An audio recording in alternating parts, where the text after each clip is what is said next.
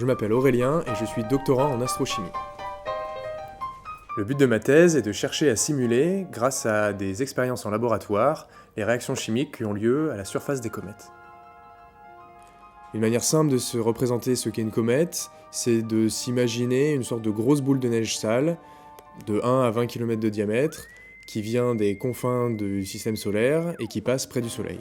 Et en se réchauffant, elle va libérer du gaz et de la poussière, qui vont former ce qu'on appelle la queue de la comète, et cette queue peut mesurer jusqu'à 50 millions de kilomètres de longueur.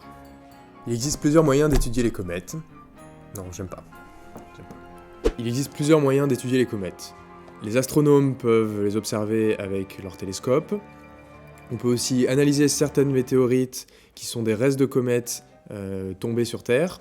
Et enfin, on peut organiser des missions spatiales et envoyer des sondes à la rencontre des comètes à l'aide de fusées. Grâce à ces informations recueillies par les astronomes et les sondes spatiales, je vais pouvoir simuler en laboratoire un grain cométaire. Un grain cométaire, qu'est-ce que c'est ? C'est un grain de poussière recouvert d'un manteau glacé qui se détache de la comète, et ce sont justement les réactions chimiques qui ont lieu dans ce manteau glacé que je cherche à comprendre. Allez, je clappe.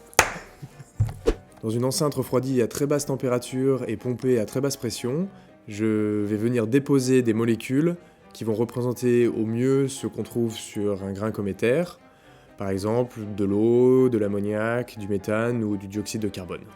Une fois que j'ai réalisé ma copie de grain cométaire, je vais soumettre ce grain aux mêmes conditions qu'il pourrait trouver dans l'espace, soit en l'irradiant avec des rayons ultraviolets, soit en le réchauffant.